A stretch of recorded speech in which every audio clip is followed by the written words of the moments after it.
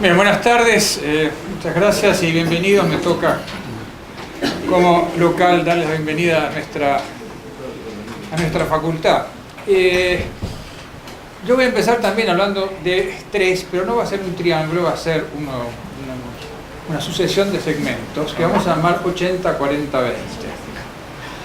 80 años de historia de ferrocarril privado, 40 años de ferrocarril estatal, 20 años de ferrocarril privado, 20 años que se terminan ahora en estos tiempos, que después son los historiadores los que se ocupan de decir cuándo es que se termina. Nadie que está viviendo la época sabe cuándo se termina la época, ¿no? Es una decisión que toman después en las academias. Después estamos en una transición, claramente, porque hubo un modelo que se implantó en los 90 con mucha fuerza, con mucha coherencia incluso, y que es el modelo que ha retrocedido. Voy a hablar muy brevemente de eso después. Pero, ¿por qué tomo esta perspectiva? Porque hay que entender cómo fue cambiando el rol del ferrocarril en estos años, cómo fue cambiando la inserción del ferrocarril en la historia argentina, en la práctica social argentina. En los primeros 80 años, uno dice 80 porque bueno, 1948 menos 80 le da algo parecido. En realidad los principios del ferrocarril son bastante diluidos, ¿no? Son una línea acá, otra línea allá, y después recién más adelante, ahí en 1870, donde empieza realmente a crecer y es cuando toma el gran impulso.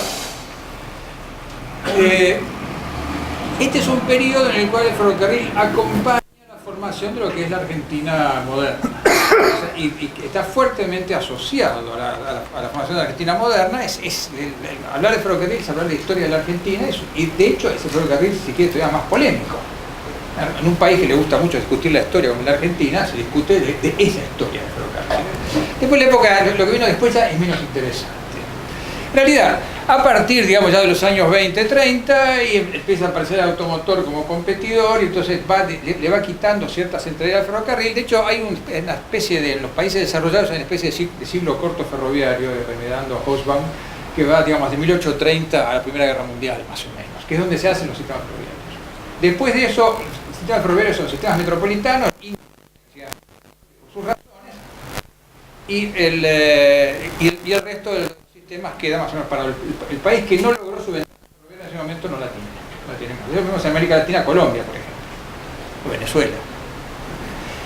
Entonces queda como este sistema construido, el sistema ferroviario argentino, un sistema en extensión muy muy grande, un sistema el octavo sistema del mundo, y digamos efectivamente un poco por producto del tamaño de la Argentina, pero también producto de todo ese gran ímpetu que tuvo la Argentina, todo ese gran crecimiento que tuvo la Argentina en todo el ciclo agroexportador. Y ese ferrocarril entonces empieza a enfrentar la erosión que le representa el automotor. Pasan además otras cosas, pasa además que el tráfico de pasajeros empieza a subir, y muy fuertemente en región metropolitana.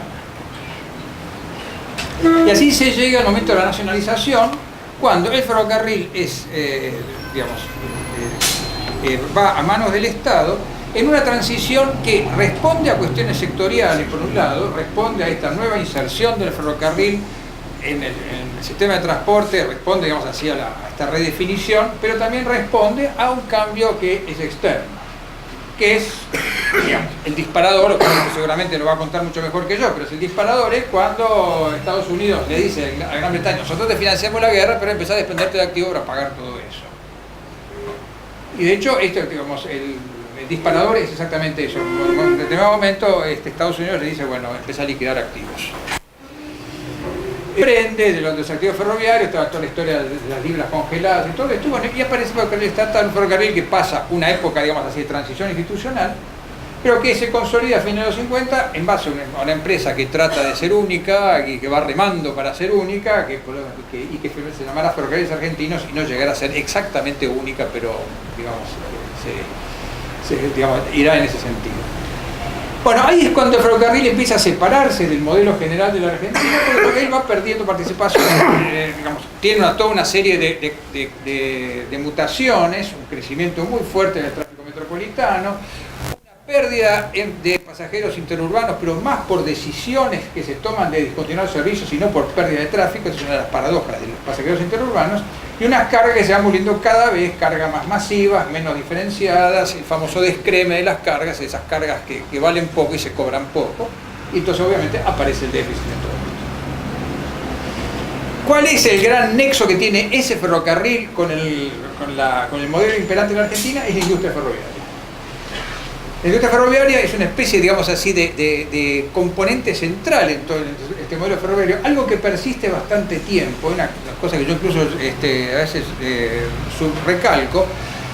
Esto continuó incluso cuando el modelo industrializador entró en cuestionamiento a partir del proceso, a partir de la dictadura. Porque la industria ferroviaria siguió funcionando durante varios años. De hecho, un tercio de los vagones que se compraron en la época estatal se compraron en esa época, todos de fabricación nacional, con Bautista Burriasco a la cabeza.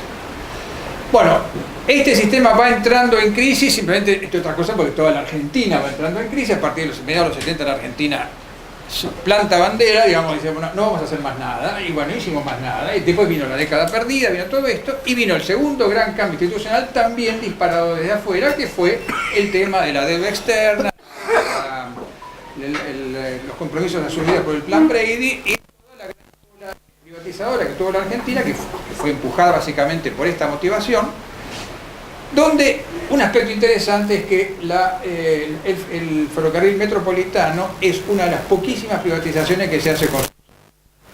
Las privatizaciones tuvieron una motivación esencialmente fiscal, sobre todo reforzada por la ley de convertibilidad, por la imposibilidad de financiar déficits públicos con emisión monetaria, y por lo tanto, digamos, habría que privatizar y arréglense. Y de hecho esto fue lo que pasó con el ferrocarril de Cargas.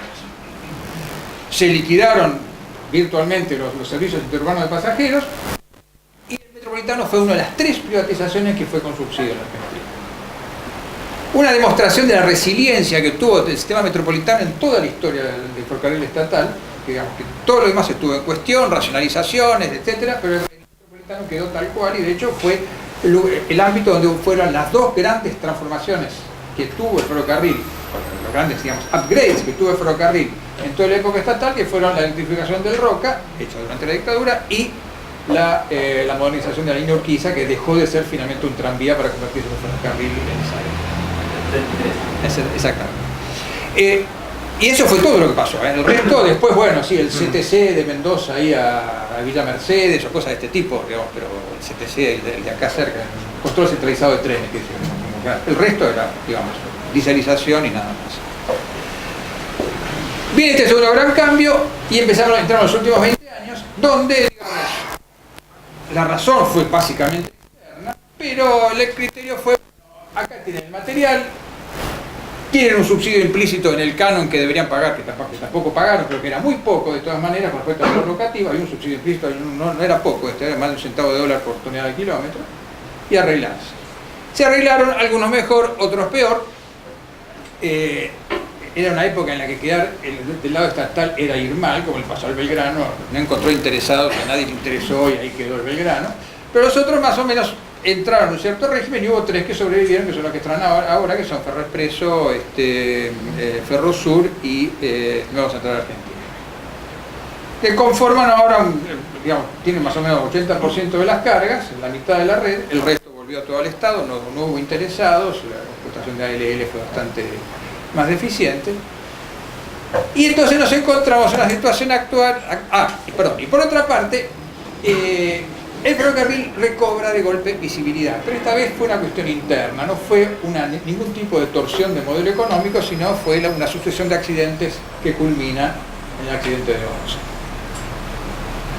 Esto fue una cosa así medio fortuita, si se quiere, pero el hecho está que de golpe el ferrocarril adquirió había recuperado cierta importancia política a la caída de la convertibilidad, hubo toda una fiebre así localizada de regreso de trenes interurbanos, unas cosas así bastante, que sirvió sobre todo para comprobar qué mal que había quedado la infraestructura, porque tardaban así muchísimo más que antes.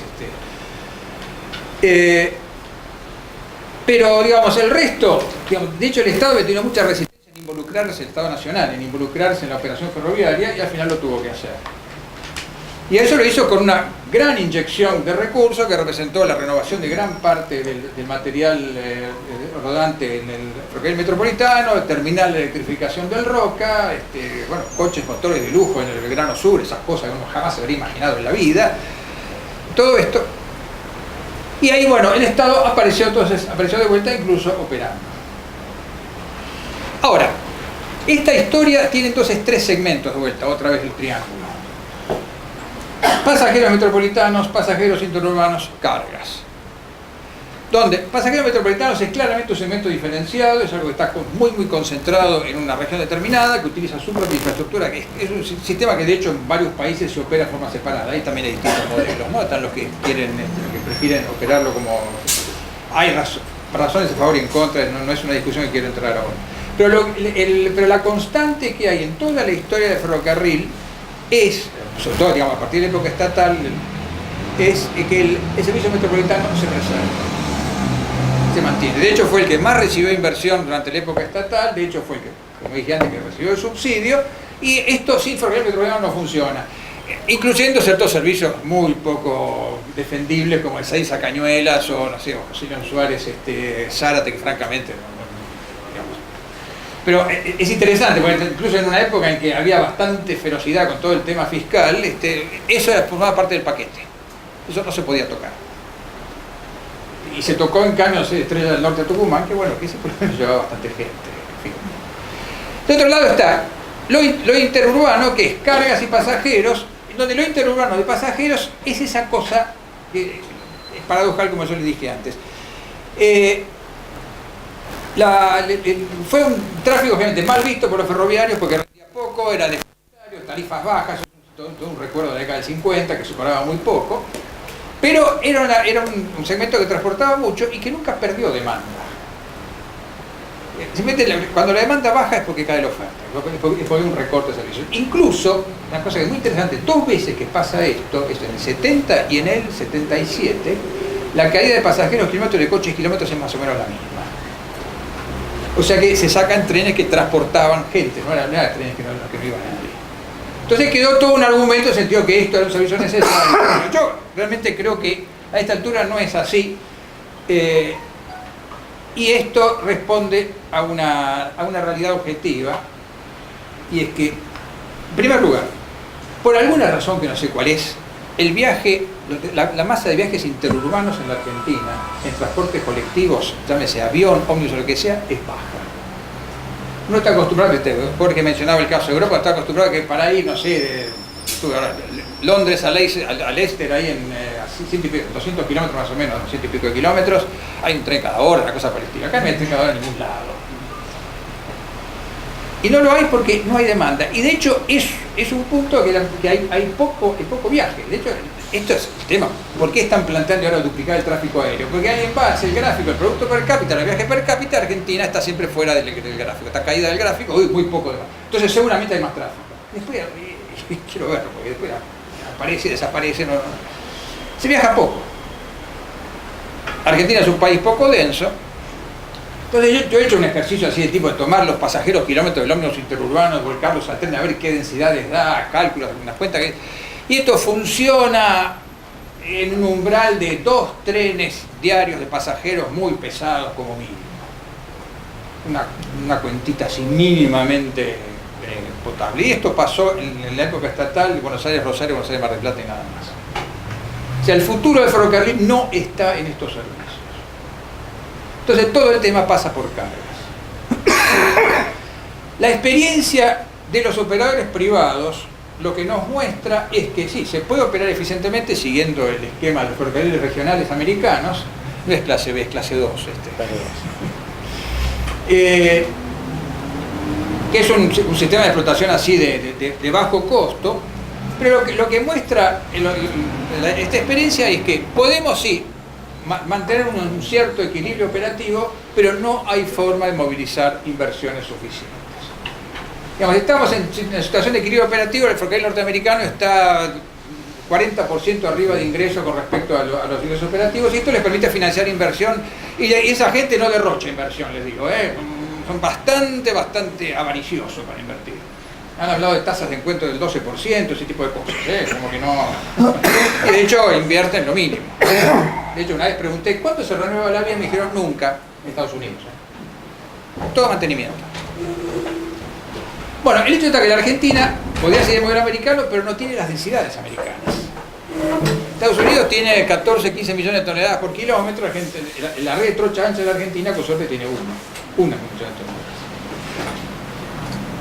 Lo que hicimos en un proyecto de esta facultad de hace tiempo es un ejercicio que es el siguiente. ¿Qué pasaría si yo le derivo al ferrocarril toda la carga que yo considero derivable al ferrocarril? ¿Qué pasaría con el costo de transporte? Y por otra parte, ¿qué pasaría si yo elimino al ferrocarril?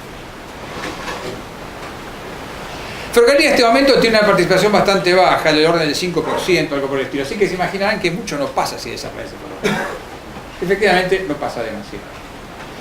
¿Dónde está el juego? El juego está así. Cuando el ferrocarril gana tráfico, el ferrocarril gana densidad. Esto implica que la infraestructura se distribuye en una mayor cantidad, el costo de infraestructura se distribuye en una mayor cantidad de unidades de tráfico y el costo medio baja. Pero ¿saben qué pasa? Al automotor le pasa exactamente lo mismo y al revés. Cuando el automotor pierde demanda, tiene un aumento de costo. Lo que pasa es que el automotor no hace esa cuenta porque están ahí sí está separación de infraestructura y movilidad y hacen la cuenta por separado. Pero lo cierto es que entonces hay un cálculo donde uno gana densidad, el otro pierde densidad, entonces hay que ver qué pasa. Bueno, no les voy a dar los detalles, está todo el trabajo en internet para el que quiera verlo. De acuerdo a una serie de criterios dijimos, bueno, este tráfico es derivable.